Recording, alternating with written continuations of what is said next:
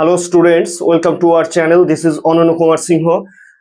আমরা আমাদের গত লেকচারে ক্লাস 11 সেট থিওরি চ্যাপ্টারে সেটের ডেফিনেশন, সেট প্রকাশের পদ্ধতি অর্থাৎ রোস্টার পদ্ধতি এবং তোমাদের সেট বিল্ডার মেথড এগুলো নিয়ে আলোচনা করছি। তার সাথে আমরা আলোচনা করেছি যে উপসেট কাকে বলে, আর উপসেটের উপর একটা উদাহরণও আমরা আলোচনা করে নিয়েছি পার্ট 1-এ।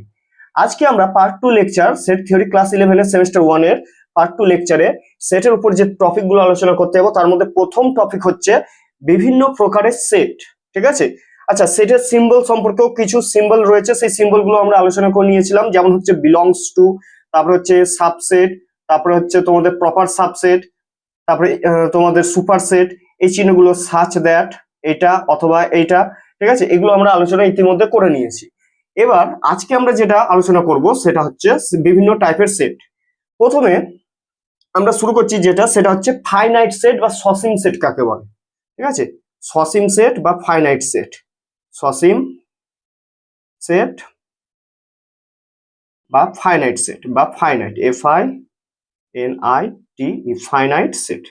সসীম সেট বা ফাইনাইট সেট কাকে বলে? ফাইনাইট সেট কাকে বলে তোমরা নাম শুনেই বুঝতে পারছো যে সেটের পদ সংখ্যা হচ্ছে সসীম, যে সেটের পদ সংখ্যা হচ্ছে সসীম তাকে আমরা বলবো ফাইনাইট সেট বা সসীম সেট। যেমন ধরো একটা সেটের উদাহরণ নিলাম, এ সমান আসছে AEIOU, এটা কিসের সেট? এটা হচ্ছে ভায়োলেট সেট।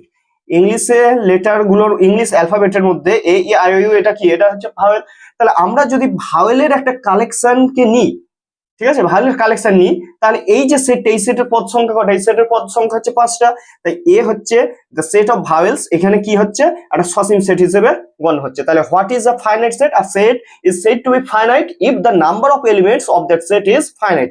এখানে আমরা দেখতে পাচ্ছি একটা, দুটো, তিনটে, চারটে, 5টা। এই সেটের মধ্যে 5খানা যেহেতু পদ আছে, আর 5 সংখ্যাটা কি? 5 সংখ্যাটা হচ্ছে একটা সসীম সংখ্যা।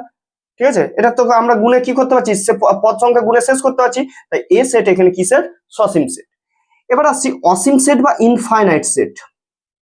অসীম সেট বা ইনফাইনাইট সেট কাকে বলে? নাম শুনেই বুঝতে পারছো, যে সেটের পদ সংখ্যা হচ্ছে অসীম, মানে গুণে শেষ করা যাবে না, তাকে আমরা কি সেট বলবো? তাকে আমরা বলবো অসীম সেট।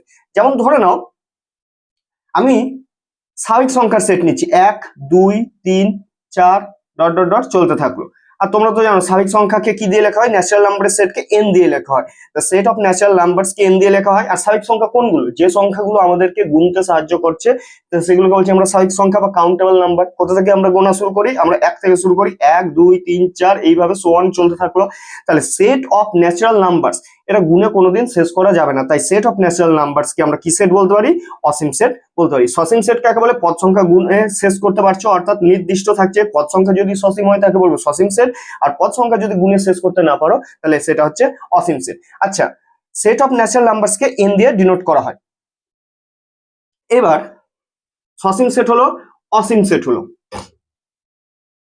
এবার চলে আসছি আমরা একপদী সেট, ঠিক আছে, বা সিঙ্গেলটন সেট। একপদী সেট, একপদী সেট কাকে বলে বা সিঙ্গেলটন সেট কাকে বলে? একপদী সেট বা সিঙ্গেলটন সেট নাম শুনে বুঝতে পারছি একখানা পদ থাকবে, যে সেটে একখানা পদ মানে একখানা এলিমেন্ট থাকবে সেই সেটকে বলবো আমরা একপদী সেট বা সিঙ্গেলটন সেট। যেমন ধরো এ সমান আমি একটা সেট নিলাম 5, যে সেটের মেম্বার কি? মেম্বারের নাম হচ্ছে 5। বা ধরো বি নামে একটা সেট নিলাম, সেটের মধ্যে একটা এলিমেন্ট রয়েছে, তার সেটা ধরে নাও তোমরা সাদা। সাদা নামে একটা, সাদা একটা এলিমেন্ট, ঠিক আছে। এই এলিমেন্ট, এলিমেন্ট তোমার সংখ্যা হতে পারে, এলিমেন্ট যে কোনো রং হতে পারে, এলিমেন্ট ব্যক্তি হতে পারে, নো ম্যাটার। কিন্তু অবশ্যই মাথায় রাখতে হবে যখনই আমি কোনো সেটের মধ্যে কাউকে লিখবো সেটা যেন ওয়েল ডিফাইন্ড হয়। ওয়েল ডিফাইন্ড মানে হচ্ছে সেটা যেন নির্দিষ্ট সুসংহত একটা নিয়মকে মেনে যেন কালেকশনটা করা হয়। তাহলে ধরো এ একটা সেট, কিসের সেট? একটা সংখ্যার সেট। সেই সংখ্যাটা কি লিখলাম? 5। একটা স্বাভাবিক সংখ্যার সেট করলাম যেখানে তার এলিমেন্ট হচ্ছে 5। বি একটা সেট করলাম যেটা হচ্ছে একটা কালারের সেট, যার মধ্যে মেম্বার কি রয়েছে? সাদা। তাহলে এইগুলো প্রত্যেকটা সেট, এ সেটে কটা পদ দেখা যাচ্ছে? একটা পদ। বি সেটে কটা পদ? একটা পদ। তাই এই সেটগুলোকে আমরা বলবো সিঙ্গেলটন সেট। সিঙ্গেলটন বা একপদী কাকে বলে? যে সেটের নাম্বার অফ এলিমেন্টস 1 তাকে আমরা বলবো সিঙ্গেলটন সেট। এখানে তোমরা একটা পদ দেখতে পাচ্ছ, এখানেও তোমরা একটা পদ দেখতে পাচ্ছ, তাই এদেরকে বলছি আমরা একপদী সেট। শূন্য সেট, শূন্য সেট, শূন্য সেট কাকে বলে?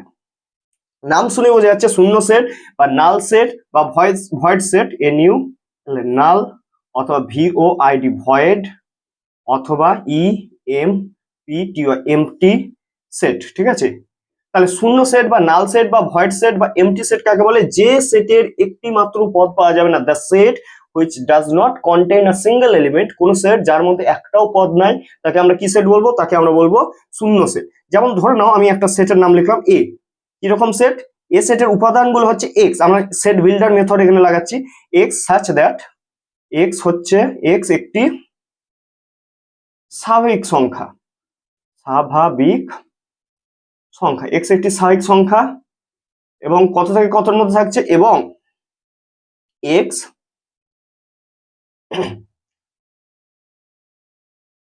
ধরে নাও এক্স একের থেকে বড়, দুইয়ের থেকে ছোট। আচ্ছা, আমি একটা সেট নিলাম এ, একটা সেটের ডেফিনেশন নিলাম, সেটটা হচ্ছে এ। এ সেটটা কি রকম সেট? এ সেটের এলিমেন্ট গুলো হচ্ছে এক্স, এ সেটের এলিমেন্ট গুলো হচ্ছে এক্স। এক্স কি? এক্স এর উপরে কোন ডেফিনেশন লাগানো হয়েছে? এক্স এর উপরে ডেফিনেশন লাগানো হচ্ছে এক্স একটি স্বাভাবিক সংখ্যা, ন্যাচারাল নাম্বার। স্বাভাবিক সংখ্যা কোনগুলো? 1 2 3 4 এইভাবে চলতে থাকলো। এই সংখ্যাগুলোকে কি সংখ্যা বলি? আমরা স্বাভাবিক সংখ্যা বলি। তাহলে এক্স হচ্ছে একটা স্বাভাবিক সংখ্যা এবং এক্স কোথা থেকে কোথার মধ্যে রেঞ্জ, এক্স এর রেঞ্জ কত? 1 থেকে 2 এর মধ্যে রেঞ্জ আছে। এবার তোমরা দেখতে পাচ্ছ, আচ্ছা প্রথমে আমি তোমাদের 1 থেকে 2 রেঞ্জ না দিয়ে ধরো 1 থেকে 5 বললাম, তাহলে সেটটা কি রকম হতো? 1 থেকে 5 এর মধ্যে এক্স এর ভ্যালু থাকবে, তাহলে কি রকম লিখতা? 1 থেকে 5 এর মধ্যে থাকার মানে হচ্ছে 1 2 3 4 5, অর্থাৎ এক্স কি ভ্যালু নিতে পারবে? এক্স 1 আর 5 বাদে, 1 আর 5 বাদে, 1 আর 5 বাদে কি নিতে পারবে? এক্স 2 হবে, এক্স 3 হবে, এক্স 4 হবে, 2 3 4। যেহেতু এক্স স্বাভাবিক সংখ্যা তাই এই গোটা ভ্যালুগুলোকে কি করবে? এক্স নিতে পারবে। 2 আর 3 এর মধ্যে যে 2.5 নেবে বা 3 4 এর মধ্যে 3.5 নেবে তা কিন্তু নেওয়া যাবে না, মানে ভাঙা সংখ্যা হবে না। এক্স এর ভ্যালু কি হবে? সবসময় গোটা সংখ্যা হবে। তাহলে 2 3 4 এই ভ্যালু কটা নেবে? 1 আর 5 বাদে। তখন সেটটা হতো এরকম, যদি আমি লিখতাম এক্স একটি স্বাভাবিক সংখ্যা এবং এক্স 1 এর থেকে বড় 5 এর থেকে ছোট, তাহলে এক্স এর ভ্যালু হতো 2 3 4, তাহলে সেটটা হতো 2 3 4। কিন্তু এখন আমি এক্স কে বলেছি যে এক্স এর ভ্যালু 1 এর থেকে বড়, 2 এর থেকে ছোট। 1 এর থেকে বড়, 2 এর থেকে ছোট, তাহলে 1 আর 2 আমাকে কি করতে হবে? 1 আর 2 এর মাঝে স্বাভাবিক সংখ্যা নিতে হবে। তাহলে 1 আর 2 এর মাঝে আমি যে সংখ্যাই নিই না কেন, এখানে কোনো সংখ্যাই গোটা পাবা না। কেন? 1.1 পাবা, 1.2 পাবা, 1.111 পাবা, অর্থাৎ যাই নাও না কেন, বা 1.5 পেলা, সব সংখ্যায় কি হবে? সব সংখ্যায় ভাঙা হবে, ভগ্নাংশ হবে বা দশমিক হবে। ঠিক আছে, তাহলে দেখা যাচ্ছে এই 1 থেকে 2 এর মধ্যে আমি কোনো স্বাভাবিক সংখ্যা পাবো না। তাহলে এই সেটটা কি থাকবে? এই সেটটা ফাঁকা থেকে যাবে। এই ফাঁকা সেটটাকে আমরা লিখি এইভাবে ফাই। ঠিক আছে, তাহলে দেখা যাচ্ছে এ সেটের যখন ডেফিনেশনকে আমরা এক্সিকিউট করতে যাচ্ছি তখন এ সেটের মধ্যে একটা মাত্র এলিমেন্ট আমরা খুঁজে পাচ্ছি না। We are not able to find a single element with the help of this definition for the set A. যেহেতু এই ডেফিনেশনের উপরে ভিত্তি করে আমরা এর একটা এলিমেন্টও আমরা খুঁজে পাচ্ছি না, তাই এ সেটের এলিমেন্ট সংখ্যা কি? এলিমেন্ট সংখ্যা 0। আর এলিমেন্ট সংখ্যা যদি 0 হয়, মানে ফাঁকা যদি থাকে, তখন সেই সেটটাকে আমরা কি সেট বলি? শূন্য সেট বা নাল সেট বা ভয়েড সেট বা এমটি সেট। ঠিক আছে, যেটাকে আমরা কি চিহ্ন দিয়ে লিখি? ফাই। ওকে, তাহলে এটা একটা সিঙ্গেল শূন্য সেটের উদাহরণ হলো। আচ্ছা, শূন্য সেট হলো, সসীম সেট হলো, অসীম সেট হলো, একপদী সেট হলো। এইবার আমরা যে সেটটা করব সেটা হচ্ছে উপসেট। উপসেট আমরা আগের আলোচনাতেই করে নিয়েছি, তাও একটু এখানে ডিসকাস করে নিচ্ছি। এ ধরো উপসেট কাকে বলে? এখানে ধরো এ হচ্ছে, এর এলিমেন্ট হচ্ছে A B C D E.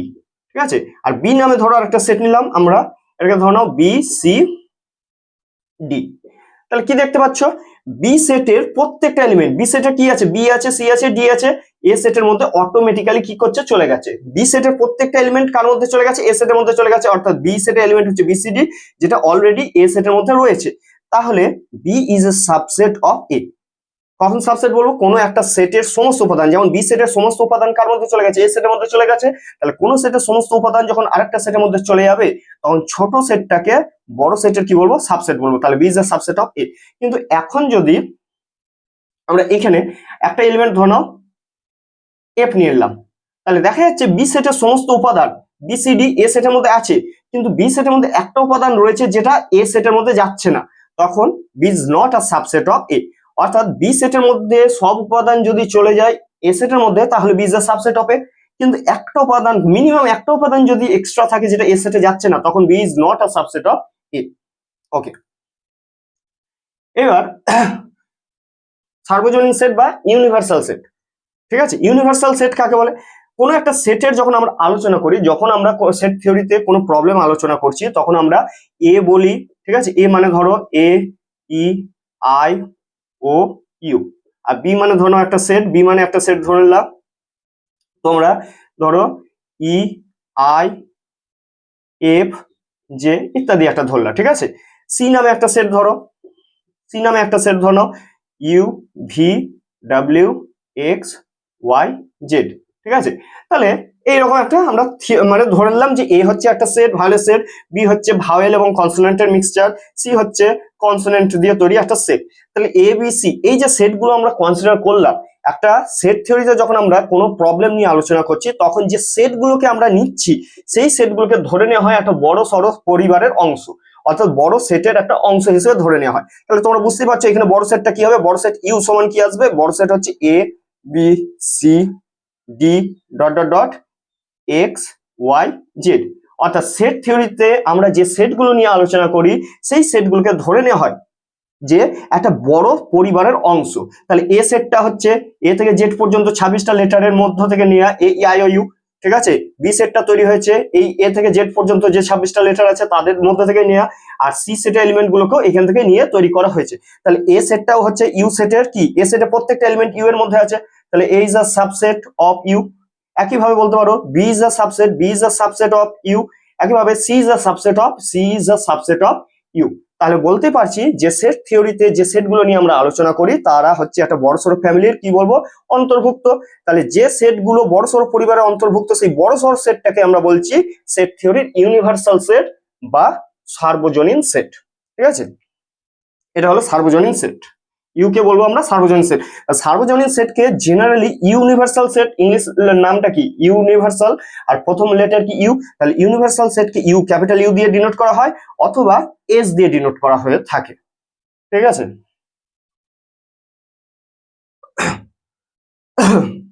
আচ্ছা পূরক সেট, পূরক সেট, পূরক সেট বা complement set, complement of a set. Complement of a set কি?